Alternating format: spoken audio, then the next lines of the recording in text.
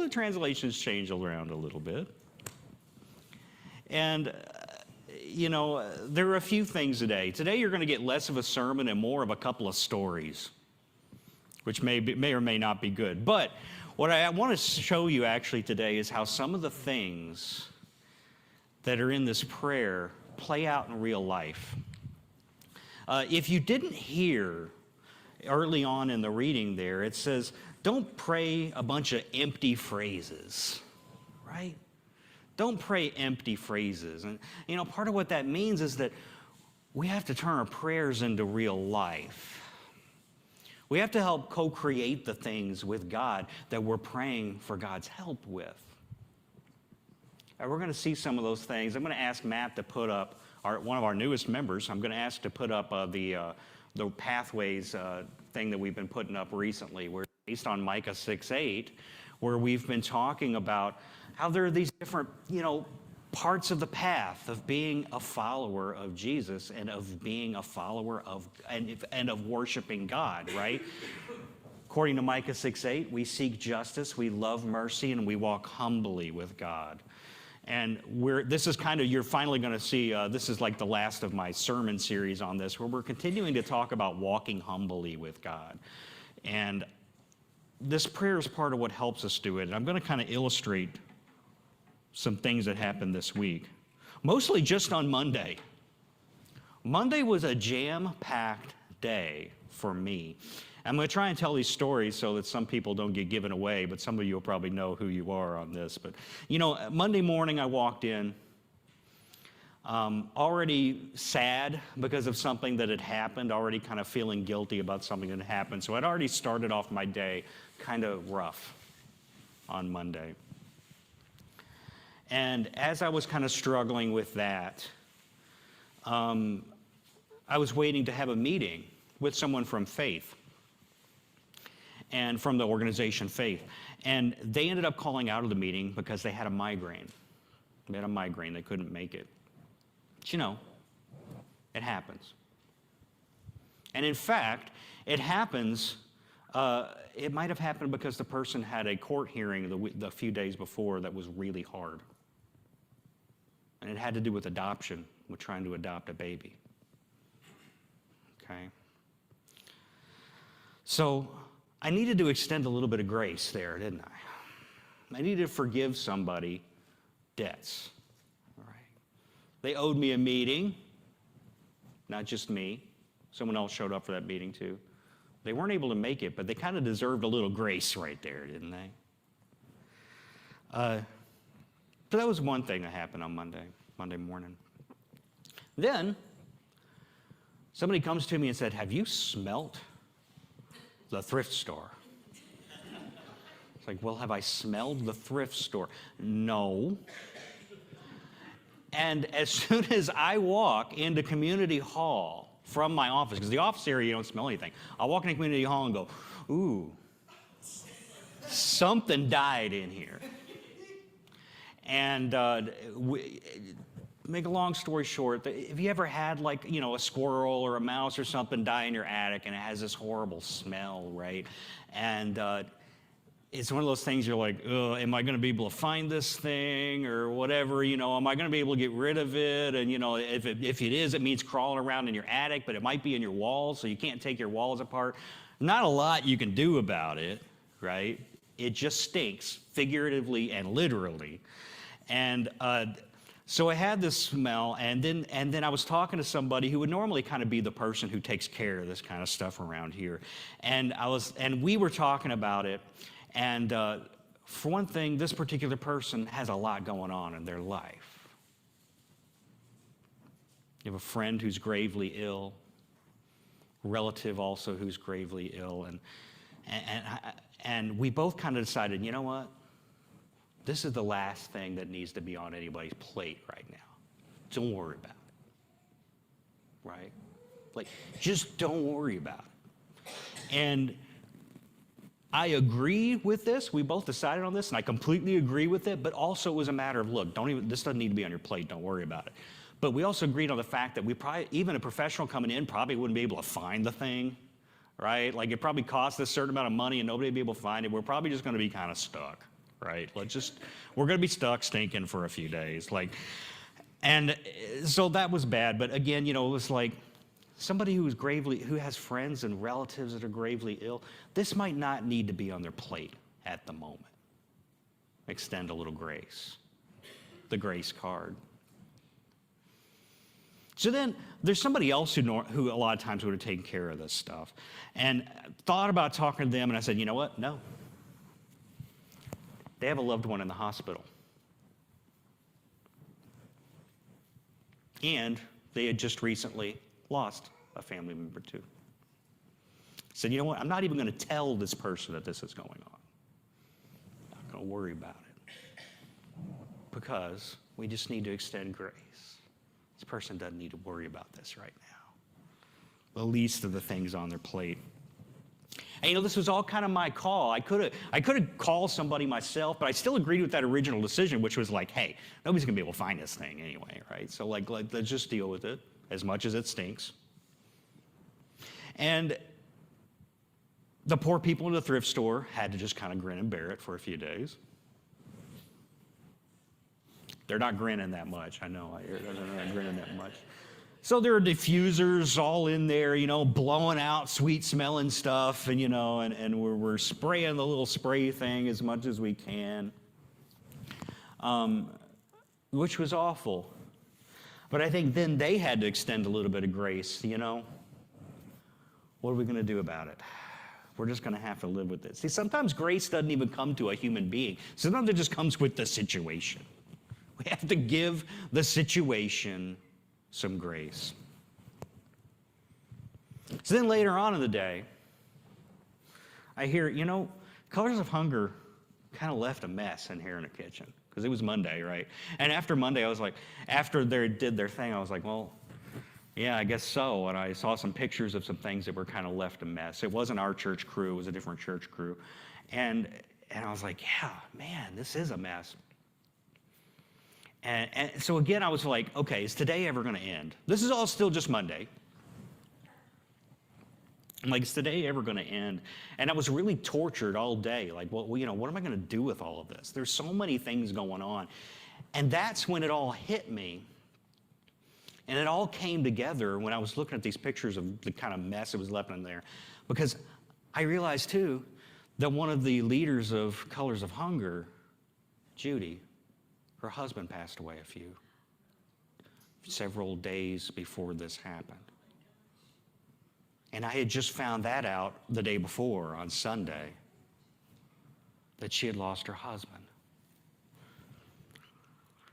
And there it was, grace again, right? It was grace. It was having to look at all the people that were going through so much. And this week continued like this. I met with people who lost their mom and their husband this week. I met with people who were making really difficult decisions this week. I met with people who were having to make medical decisions. I talked to people about a lot of stuff this week. And the more and more the week went on, the more and more I realized how grace really does have to abound.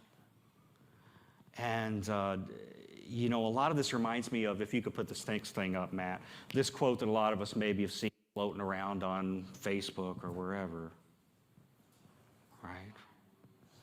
Robin Williams. Everyone you meet is fighting a battle you know nothing about. Be kind always.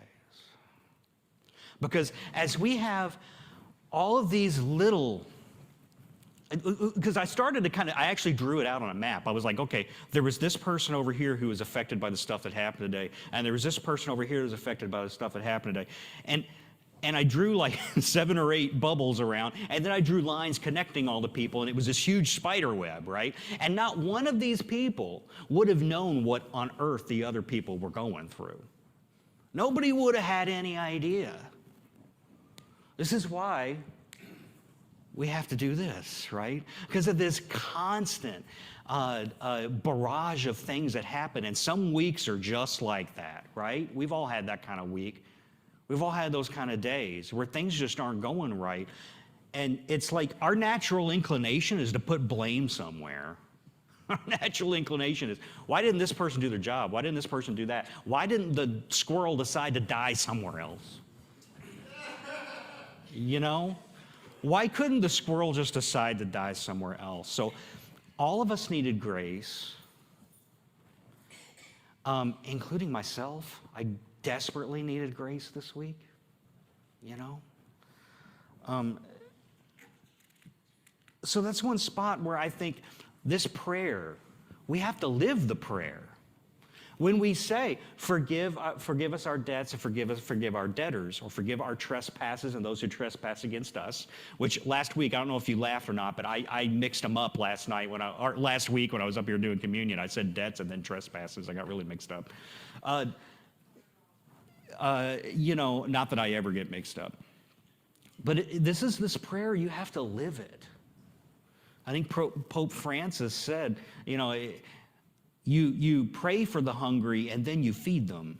That's how prayer works. You have to pray something into reality. And it's not always just about saying the prayer. And this is one of those moments where that hit. And another moment this week really hit me too, and that's thinking about this line, thy kingdom come, thy will be done, on earth as it is in heaven. Talk about the kingdom of God in the Gospels, and those of you doing the Bible study with us, we talk about the kingdom of God sometimes and what that means. And I do have to remember that there's one spot that God doesn't seem to extend a whole lot of grace in the Bible, and that's towards rulers. I mean, there are some times there where God does, but there are also a lot of times when they're the butt of God's criticism. And just to share a story that's going on right now, the Volusia County was awarded apparently $328 million for relief from Hurricane Ian last year from the federal government. $328 million, and that money can apparently also be used for affordable housing. Big deal, right? So big hand for the government? No, nobody wants to applaud. That's okay, because maybe you know the next part. The Volusia County Council wants to send all that money back. Instead of using it for affordable housing or for relief from Hurricane Ian last week, they want to send it back. One person on the council apparently was quoted, "We don't want to enable poor people." Also said that he is not sure he supports any government help for affordable housing. I get this information through Faith, by the way. That's why we get involved with them. That's why we give some money to them for dues to help them, because they could stay up to date with this stuff, whereas some of us are so busy. That's their whole job, to stay up to date with this stuff. And this is what they figured out. $328 million that the county council on Tuesday is going to vote probably to send it back to the federal government, because they don't want to enable poor people. Now, of course, this comes from tax money. Did you know that poor people pay taxes too? They do. So do I, and I'm kind of okay with, some of us are going, yeah, we're the poor people. And I mean, really, right? Like, we've talked so much in here about affordable housing right now being such a crazy problem. You have couples both working full-time jobs and can't afford a place to live in this area. And then how do you even define affordable housing, right? But they don't want to help this problem. Don't want to enable poor people. I wonder if I can think of any entity that's totally okay with enabling poor people. Well, Jesus says in Luke on the Sermon on the Plain in chapter 6, give to everyone who begs from you. That sounds like enabling poor people to me, doesn't it? Number one, I don't really think it's enabling poor people, because tax money, this is kind of what tax money is for, right? This is what it's for. And in fact, the big criticism of taxes often is what? The government's stealing from me. Government's stealing my money. Well, if we don't give that money back to the people that we pay taxes from, then it kind of is stealing it, right? And God has a whole lot to say about withholding money from the poor. Deuteronomy chapter 24, you shall not withhold the wages of the poor and needy laborers, whether other Israelites or aliens who reside in your land in one of your towns. It even says foreigners, immigrants. Not supposed to take money from them either. Malachi chapter 3. Then I will draw near to you for judgment, and I will be a swift witness against the sorcerers, against the adulterers, and against those who swear falsely, and against those who oppress the wage earner in his wages. I would say not giving money back to the poor from their own taxes is oppressing them, I would say. The widow and the orphan and those who turn aside the alien and do not fear me, says the Lord of hosts. In James chapter 5, behold, the pay of the laborers who mowed your fields and which have been withheld by you cries out against you. And the outcry of those who did the harvesting has reached the ears of the Lord of Sabbath. And that's a really interesting one. Behold, the pay of the laborers who mowed your fields and been withheld from you cries out against you. Not even the poor people themselves at first. It comes up to that. The pay itself calls out. The pay itself. Have you ever heard of money crying out to God? Well, in this case, it is because it's a justice issue. It's a matter of justice. All right, one more I got to give you. Jeremiah chapter 23, just because I love Jeremiah. Woe to him who builds his house by unrighteousness and his upper rooms by injustice, who makes his neighbors work for nothing and does not give them their wages. But your eyes and heart are only on your dishonest gain, for shedding innocent blood and for practicing oppression and violence. So, walking humbly to seeking justice, right? It all goes together. It's all part of the pathway. And this Sunday, I know Bill actually announced that this Tuesday, Bill announced we're going to have Bible study. This Tuesday, we're actually canceling Bible study because I myself am going to be at the county hall to protest against sending this money back to the federal government. That is, we're going to meet at 8:30. The council meeting's at 9.